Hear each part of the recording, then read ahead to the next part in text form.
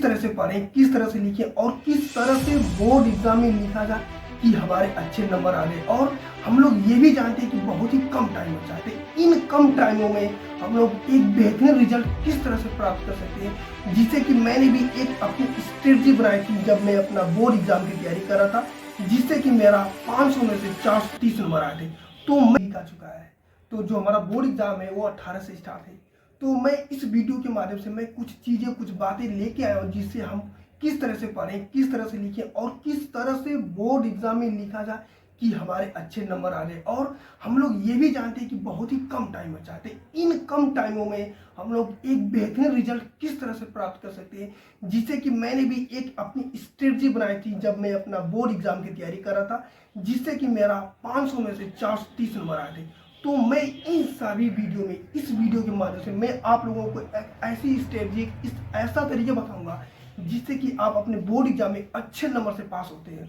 तो हम इस, जैसे कि हम जैसे हमारा बोर्ड एग्जाम में 500 में से 430 नंबर आए थे, तो मैं इस कम समय में आप लोगों को कुछ ऐसी स्ट्रेटजी ऐसी बताऊंगा जिससे आप लोगों के बोर्ड में अच्छे नंबर से आप लोग पास हो जाए। तो सबसे पहला आपको लोगों का है कि किस तरह से पढ़ा जाए और किस तरह से लिखा जाए और कितने देर तक अपने जो पढ़े लिखे हैं वो अपने दिमाग में रहा। तो मैं एक एक बातें, एक एक चीजें करके मैं आप लोगों को शेयर करूंगा। सबसे पहले नंबर 1 पॉइंट कि किस तरह से पढ़ा जाए। तो सबसे पहले आप क्या करें कि एक पेज को कम से कम 5 से 6 बार पढ़ें। 5 से 6 बार पढ़ने के बाद अपने उस जो 5 से 6 बार पढ़े अपने दिमाग में सोचे कि मैंने क्या पढ़ा है, किस तरह से पढ़ा है, और अपने तरीके से उस चीज को एक्सप्लेन करने का कोशिश करें। और एक बार फिर उसके बाद आप उसे लिखने का तरीका, जब 5 से 6 बार उस चीज को पढ़ लेंगे, देखो 5 से 6 बार में पढ़ने में मात्र 3 से 4 मिनट से भी कम समय लगता है। तो ये सत्य बात है कि एक पेज को पढ़ने में 3 से 4 मिनट ही लगते हैं, उससे भी कम समय लग सकते हैं यदि आपकी बोलने की, वर्ड की स्पीड तेज हो। तो और जब आप उस चीज को पढ़ लेते हैं तो कम से कम एक बार खुद से लिखने का प्रयास करें। यदि उन सभी चीजों को अगर खुद से लिखने का प्रयास करते हैं, जिससे आपके 2 फायदे होंगे। पहला फायदा आपकी जो है कि लिखने का तरीका आपका इंप्रूव होगा, लिखने का तरीका बोर्ड भी इंप्रूव होगा और आप लोगों का जी राइटिंग भी इंप्रूव होगी। सबसे मेन बात दोस्तों कि हम लोग जानते हैं कि राइटिंग सबसे इंपॉर्टेंट बात है। यदि बोर्ड एग्जाम में अगर आप राइटिंग अच्छे से बैठा के लिखते हैं और चीज़ों को क्लियर करके लिखते हैं, अगर आपकी कुछ चीज़ें गलत भी, अगर आपको थोड़ा सा राइटिंग भी बेस्ट है, तो आपको भी एग्जाम में अच्छा नंबर से पास कर देगा। दोस्तों मैं कहा था लिखने का तरीका, आपने जिस पेज को 5 से 6 बार पढ़ा है उसको अपने ही दिमाग से, अपने ही वे में उस चीज़ को लिखने का प्रयास करें।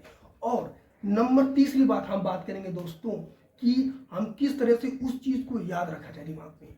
तो सबसे पहले जिस चीज़ को आपने पढ़ा है, तो सोने से पहले, मैं बात कर रहा हूँ सोने से पहले, आप लोग कम से कम उस चीज़ को 2 से 3 बार पढ़ के तभी सोए।